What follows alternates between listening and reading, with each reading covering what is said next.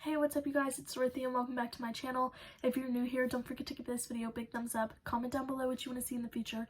Click that subscribe button and don't forget to turn on my post notifications. That way you lovely people get notified every single time I upload a video. In today's video, we are going to go into chapter 2 of Killjoy by Holly Jackson. So let's get right into this video. This video may contain sensitive topics and foul language. If you do not wish to continue, please click off of the video now. You have been warned. Chapter 2. It was Jamie, Connor's older brother. He wasn't moving. His eyes were closed.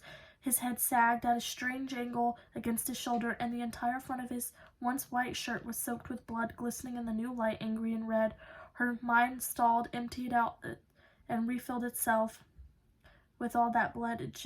Pip began, but the word cut off, crashing against her gritted teeth as she watched Jamie wait. Maybe he was moving. It looked like he was shaking his chest, shuddering. Pip took a step forward. It wasn't her eyes tricking her. He really was shaking. She was sure of it. Shaking or juddering or laughing. He was laughing, trying to hold it in, eyes opening and flicking up at her. Jamie, she said, annoyed at him and herself. Really, of course, it was just part of the game. She should have known right away. I'm sorry, Pip, Jamie chuckled. Looks good, doesn't it? I look super dead. Yeah, super dead, she said, taking a deep breath to release the tightness in her chest. And now that she was closer, the fake blood was just a little too red, like the lipstick stains on her hand. I suppose you're Reginald Remy then, she said. Sorry, can't answer you. I'm too dead.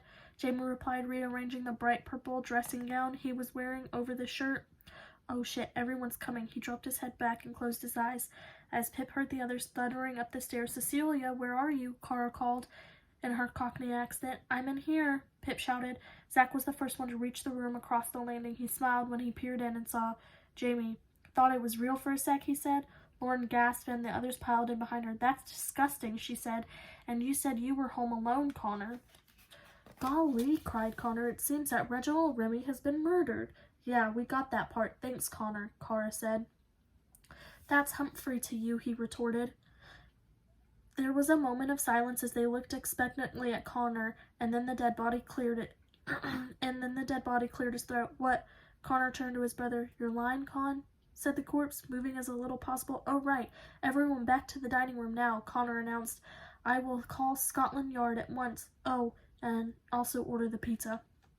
They were sitting back in their assigned places, Pip resisting the urge to peek at her booklet. A few minutes passed before Jamie strolled into the room, except he wasn't the murdered Reginald Remy anymore. He had changed out of the bloody shirt into a clean black one, and on his head was a plastic police helmet. He and Connor were very similar, even for brothers, freckled and blonde, though Connor was skinnier and more angular, and Jamie's hair a touch closer to brown. Jamie had offered to host the murder mystery so Connor could play along too. Hello, Jamie said, standing at the head of the table, scrutinizing them all, a thicker Killjoy Games booklet clutched in his hands. My name is Inspector Howard Way with the Scotland Yard Police Force. I understand that there has been a murder. Sal Singh did it, Aunt shouted suddenly, looking around, expecting a laugh. The table went quiet. Of course, there had been a real murder in their town, Little Kilton, just over 5 years ago. Annie Bell, who had been the same age Pip was now, was murdered by her boyfriend Sal Singh, who killed himself days later. An open and shut case of murder-suicide as far as the police were concerned, and everywhere in Little Kilton was a reminder of what happened. Their school and Andy and Sal both attended the woods outside Pip's house where Sal was found, the bench dedication to Andy on the town common, the sightings of the Bells and the Singhs who still lived there. It was almost like the town itself was defined by the murder of Andy Bell, both usually uttered it in the same breath, and excitably from the other. Pip sometimes forgot how unnormal it was to have such a terrible thing so close to their lives, some closer than others. Cara's older sister Naomi had been friends with Sal. That's how Pip had known him. He had always been so kind to her. She didn't want to believe it, but as they said, open and shut, he did it, so he must have. Pip looked up at Jamie and saw a flash of shock in his eyes. Jamie had been in the same school year, took the same classes as Andy. Shut up, Aunt, Cara said seriously. No trace of the cook door key. Yes, Jamie said, recovering.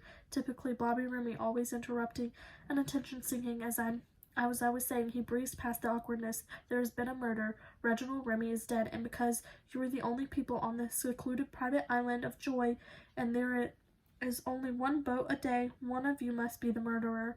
Their eyes shifted suspiciously to one another, and Pip noticed Kara avoiding Aunt's gaze. But together we can solve this mystery and bring the killer to justice. Jamie continued reading a line from his booklet. Here, he said, holding up a Tesco bag, I'm going to give you each a little notebook and a pen so you can keep a record of clues and theories. Jamie asked Connor to hand them around, and as Humphrey Todd, the butler, he dutifully accepted. Pip wasted no time writing her name on the first page of her notebook and starting taking notes.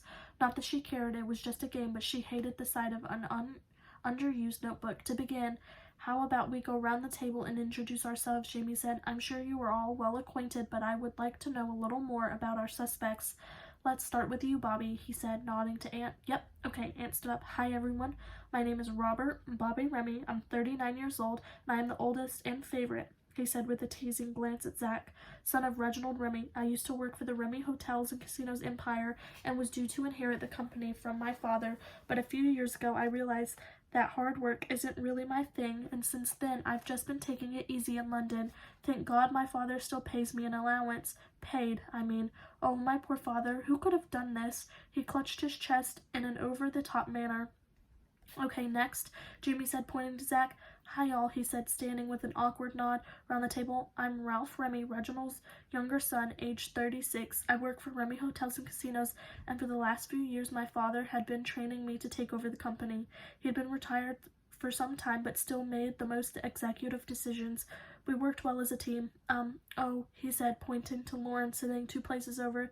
This is my lovely wife, Lizzie. We've been married 4 years and are very happy together. He went to pat Lauren awkwardly on the shoulder and then retook his seat. Me, Lauren went next, getting to her feet. I'm Lizzie Remy, nee Tasker, 32 years old. I'm Reginald's daughter-in-law, married to Ralph. Yes, very happy, dear, she smiled down at Zach. I also work at the family company and have been working as a manager at the flagship London casino. Some of you might not think I belong in this family, but I've earned my place here, and that's all I have to say. Okay, Pip said, rearranging her feather boa as she stood. She felt slightly ridiculous, but she was here. She might as well try to enjoy it, and maybe she'd forget about the project proposal waiting for her at home. Damn, now she'd thought about it again. I'm Cecilia Bourne, age 29. Reginald Remy was my uncle. My parents both died tragically when I was younger, so the Remys are the only family I have, though they probably need reminding of that, she said with a sharp look at Aunt and Zach's side of the table. How nice that you all work at the family company. I've never been offered such a thing. I'm currently working as a governess in London, teaching the children of a very welcoming family. Oh, my detective skills are picking up on some tension here, Jamie said, tapping his police helmet, and the household staff. He turned to Carr and Connor. Yes, I'm Humphrey Todd, Connor announced, rising from his chair, 62 years young. I've been working as the butler here at the Remy Manor for the last 20 years. It has always been easy living somewhere so remote.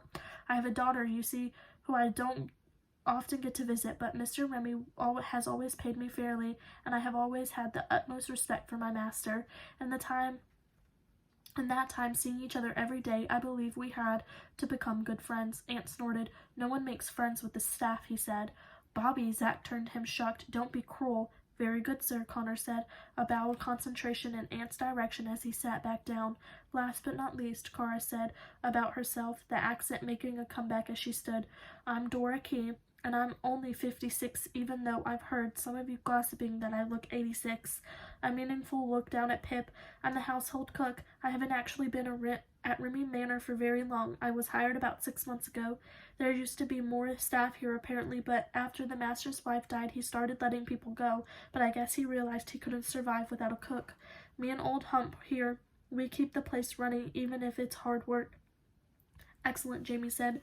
Now that we've got all the introductions out of the way, let me tell you the details of the case so far from my initial inspection. He started reading aloud. All of the guests arrived yesterday, Friday, on the same boat from the mainland to stay for the weekend. This evening, on his birthday, Reginald Remy, aged 74, was killed in his study from a fatal stab wound straight to the heart. He would have died instantly. There are no defensive wounds on the body, which meant Reginald knew he had trusted his killer, and they were able to get close to him without raising suspicion. Pip scribbled away, already on her second page. Our next task, then, is to establish the time of death and your alibis.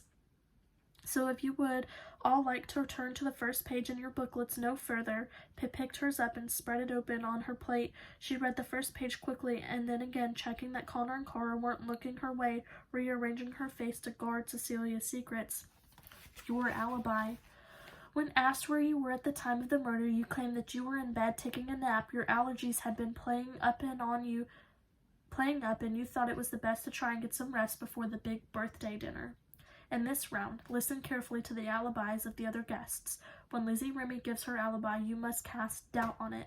Tell her it is very strange that she says she was having a bath at the time, as the pipes are usually very loud right by your room when someone upstairs lets out the bath water, and you did not hear the sound this evening. That is the end of chapter 2. I will see you guys for the next chapter. Bye!